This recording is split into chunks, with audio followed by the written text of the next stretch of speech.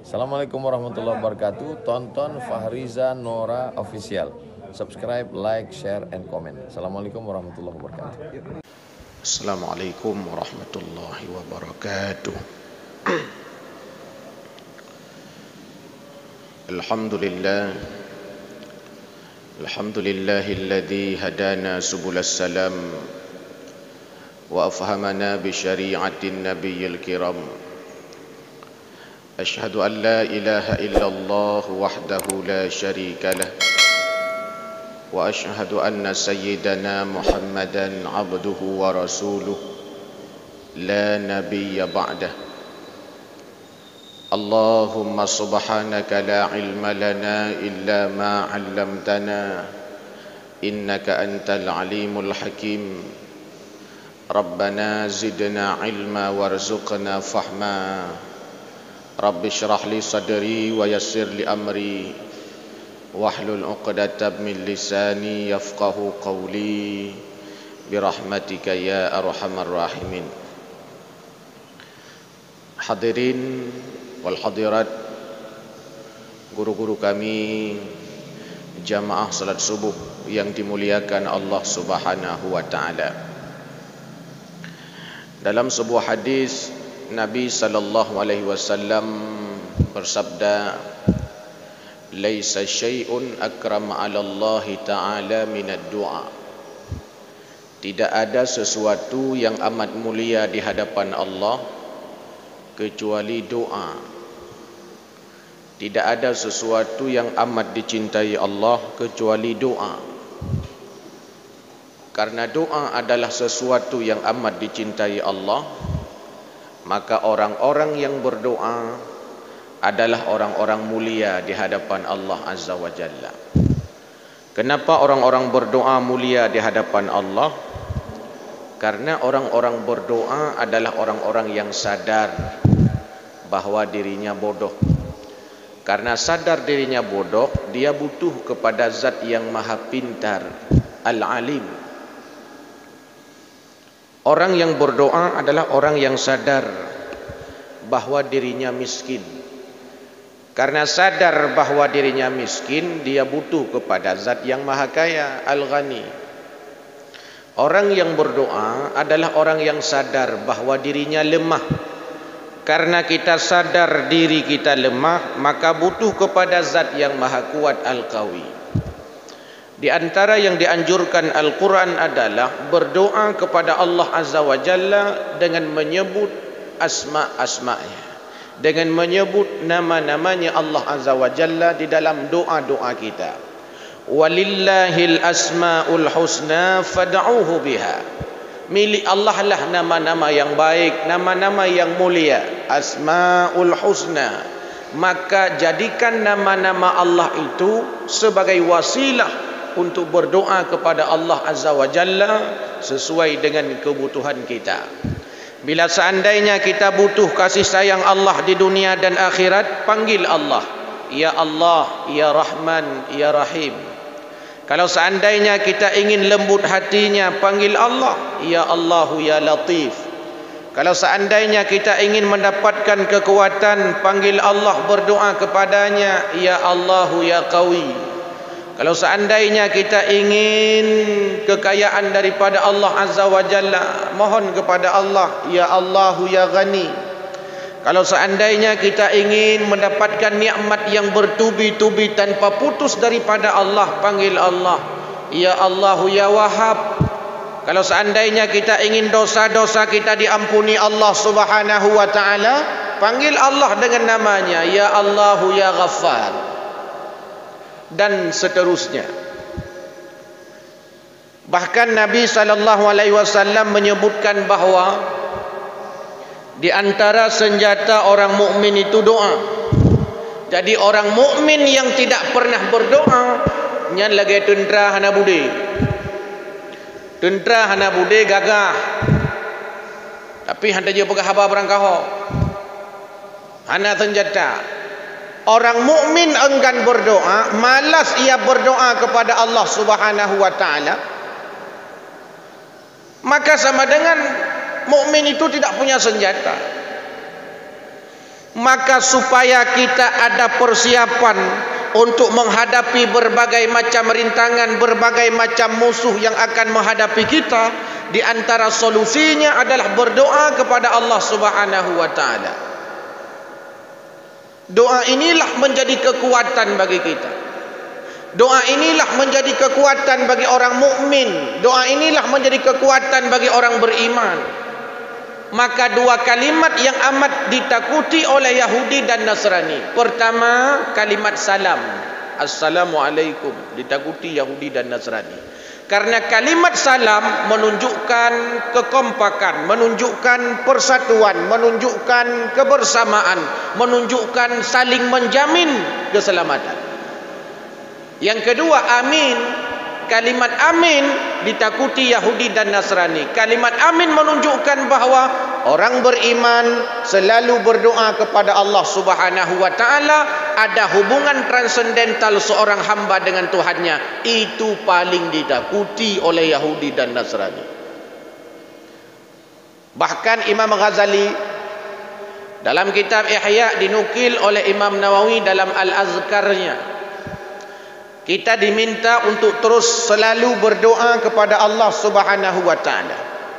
Bahkan katanya, kalau seandainya kita mau berdoa, cari waktu-waktu tertentu, cari keadaan-keadaan tertentu. Dibuat oleh para ulama bagaimana cara kita berdoa, bagaimana adab-adab kita berdoa kepada Allah Subhanahu wa taala. Di antaranya kata Imam Ghazali, kalau seandainya kita mau berdoa, pertama, al-azman asy-syarifah, cari waktu mulia. Memang berdoa boleh kapan saja, tapi tidak semua waktu Allah muliakan. Kita boleh berdoa di setiap waktu, tapi ingat, tidak semua waktu Allah muliakan. Ketika kita berdoa pada waktu-waktu yang Allah muliakan, maka doa kita akan mudah mustajabah, diterima Allah Azza wa Jalla, karena waktu itu waktu yang dimuliakan. Mana waktu muliakan? Kata Imam Ghazali, waktu yang dimuliakan contohnya Yaumul Arafah, hari Arafah 9 Zulhijjah.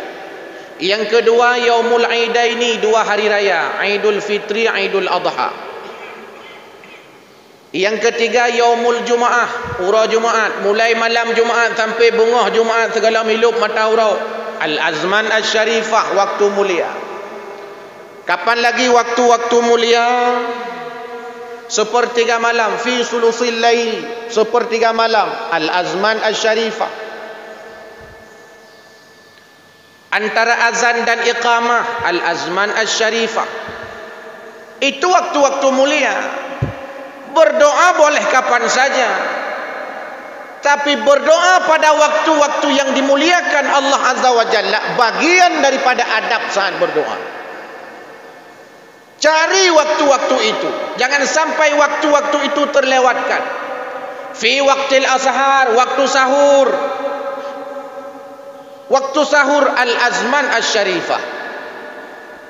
Yang kedua, kalau mau berdoa, al-ahwal asy-syarifah, cari kondisi-kondisi mulia. Ada waktu mulia, tapi kondisinya belum tentu mulia. Ada keadaannya mulia, tapi waktunya belum tentu mulia. Nah, kalau mau berdoa, kata Imam Ghazali, cari waktunya mulia, keadaannya pun mulia. Keadaan mulia contoh diantaranya ketika hujan turun. Hujan turun, keadaannya mulia. Maka diantara yang dianjurkan saat hujan turun, berdoa kepada Allah Azza wa Jalla, Allahumma sayban nafi'ah. Maka hujan, hang gebi tenak-tenak, baik dege, baik bengeh. Karena dikala hujan itu keadaannya mulia. Ketika perang sedang berkecamuk, konflik bersenjata, keadaannya mulia. wabah sedang mengepung suatu daerah, keadaannya mulia. Kapan lagi? Ketika sujud. Ketika sujud keadaannya mulia. Sampai para ulama beda pendapat, mana yang lebih afdal di dalam salat kita, qiyam yang lama atau sujud yang lama. Beda pendapat para ulama. Kata Imam Nawawi, dalam mazhab Syafi'i lebih afdal qiyam yang lama daripada sujud yang lama. Tapi ada ulama yang mengatakan lebih afdal sujud yang lama daripada qiyam yang lama. Kedua pendapat ini berdasar dalil yang menyatakan bahawa qiyam yang lama lebih afdal di dalam salat daripada sujud yang lama, karena berdasarkan hadis Nabi. Kata Nabi, afdalus salah tulul qunut, sebaik-baik salat yang paling lama berdirinya. Alasan yang kedua, ketika berdiri di dalam salat yang kita baca ayat-ayat Al-Quran, setelah baca Fatihah ayat Al-Quran, setelah itu baca ayat-ayat Al-Quran, baca surat pendek, baca kelompok-kelompok ayat, bahkan baca surat-surat. Membaca Al-Quran itu seutama-utama zikir. Sedangkan dikala sujud yang kita baca zikir, Subhana rabbiyal a'la wa bihamdi. Ini pendapat pertama. Pendapat kedua mengatakan sujud lebih afdal yang lama daripada berdiri yang lama. Ini juga berdasar hadis Nabi. Kata Nabi, tempat yang paling dekat seorang hamba dengan Tuhannya wa huwa sajidun, dikala sujudnya. Alasan yang kedua, dikala sujud orang paling hina di hadapan Allah. Kepala yang kita muliakan marah kalau dipegang orang, dege tu menyai tapek-tapek ulai telegop. Tapi dikala sujud, kepala yang kita muliakan ini lebih rendah daripada kubul dan dubur kita. Lantas pertanyaannya, berapa lama Nabi kalau sujud dalam salatnya? Ada riwayat menyebutkan Nabi, lama sujud Nabi di dalam salat qariban min qiraati suratul Baqarah wa Ali Imran wa Nisa. Lama sujud Nabi di dalam salat sekira-kira habis membaca surah Al-Baqarah, Ali Imran, An-Nisa. Berapa lama rukuknya? Seperti itu juga lamanya. Berapa lama berdirinya? Sekira-kira seperti itu juga lamanya. Artinya Rasulullah dikala salat lama sujudnya, lama rukuknya, lama berdirinya. Kau lagi tanya ladum ditunggu imam mana habis ke kun subhana rabbiyal a'la belum kata cunguk ada. Karena kita malas. Khususnya salat-salat sunat, salat-salat sendiri. Karena kalau salat berjamaah konsepnya takhfif, diringankan.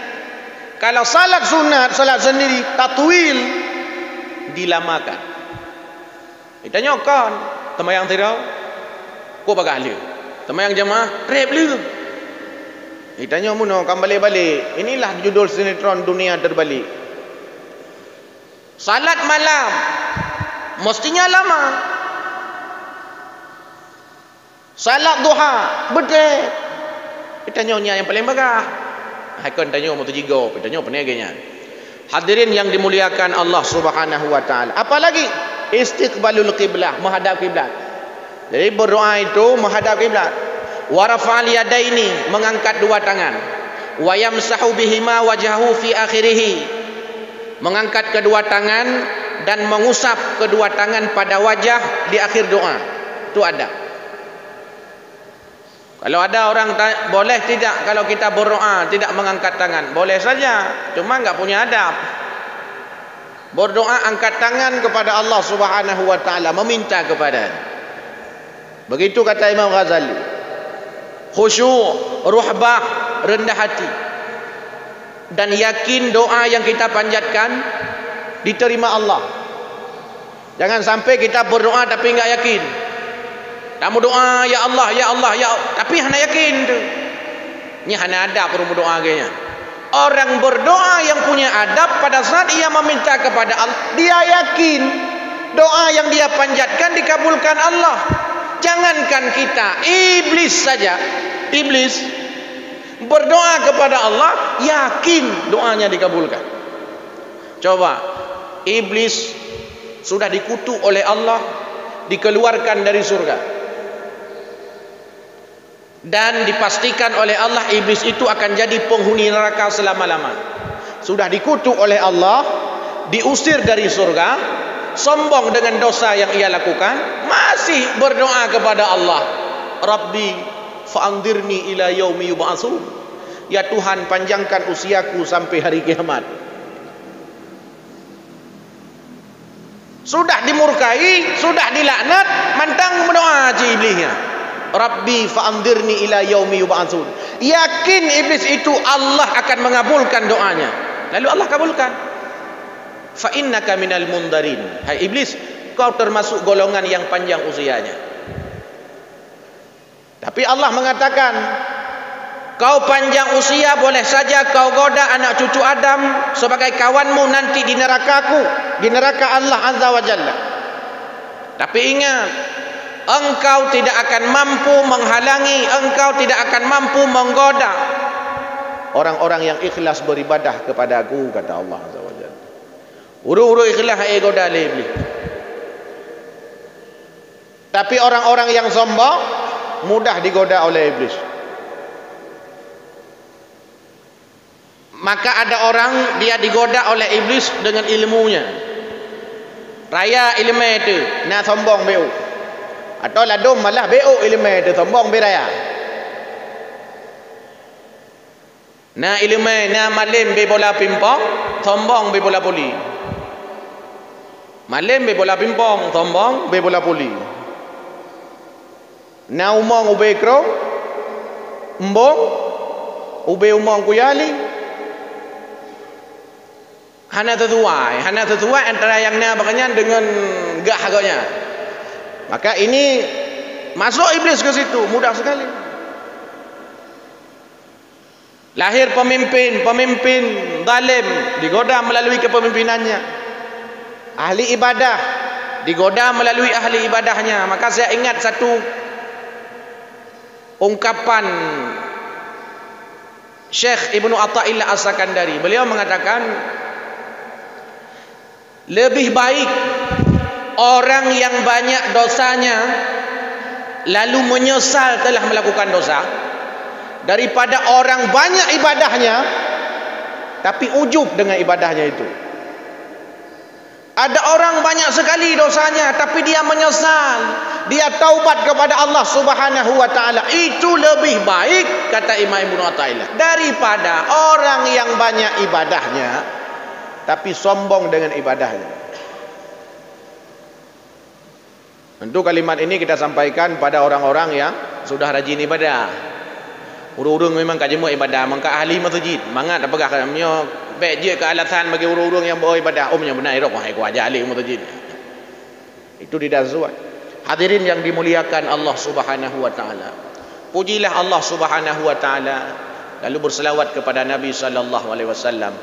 Itu di antara adab berdoa. Bahkan coba kita lihat, Imam Nawawi sampai mengarang kitab Al-Azkar. Kitab Al-Azkar itu kumpulan doa-doa. Kalau kita baca, nyan doa segala macam doa naina. Doa makan, doa bangun tidur, doa tidur, masuk kamar mandi, keluar kamar mandi, doa pagi, doa petang, mandum doa. Sehingga mestinya setiap kita tidak ada sedetik pun dari aktivitas kita yang terlewatkan daripada doa-doa. Naik kenderaan ada doanya, masuk rumah ada doanya, keluar rumah ada doanya, masuk rumah kosong ada doanya, kamar mandi ada doanya, masuk masjid ada, keluar masjid ada doa, pakai baju ada doa, suat baju ada doa. Berarti mandum ada doa. Mestinya seluruh aktivitas kita ini semua ada doanya. Cuman masalah jibat tanya tak hana dapai ilong menanci dah ilong mudro lu menanci karena hana dapai danyo, sehingga karena itanyo hana dapai doa-doanya itanyo tamu doa mu tamita tu momentum tak aja le maghrib mudu tak tepat mandumnya tak berdoa le maghrib. Rabu tepat mandungnya dah berdoa le insya. Kan hanya dah berdoa lagi nya ya dan bukan. Mestinya tidak ada satu detik pun, menit pun, aktivitas pun yang terlewat daripada doa.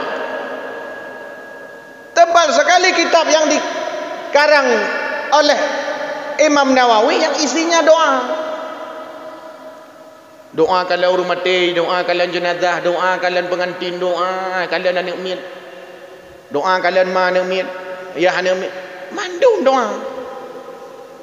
Apa boleh buat, memang ada keterbatasan bagi kita untuk kadang menghafal doa-doa itu. Maka jangan pernah lewatkan sedetik pun berdoa kepada Allah Azza wa Jalla, karena doa itu senjata bagi orang mukmin, pemimpin-pemimpin kita, keluarga kita, masyarakat kita, guru-guru kita masih butuh doa-doa kita. Maka jangan sampai lisan kita ini terlewatkan daripada berdoa kepada diri kita, keluarga kita, masyarakat kita, bahkan sampai pada pimpinan-pimpinan kita, guru-guru kita. Mereka butuh doa-doa kita dalam menjalankan tugas-tugasnya. Mudah-mudahan memberikan motivasi ibadah kepada kami yang menyampaikan dan kepada seluruh hadirin wal hadirat yang mendengarkan. Lebih kurang mohon maaf. Hadanallahu wa iyyakum ajmain. Wassalamualaikum warahmatullahi wabarakatuh.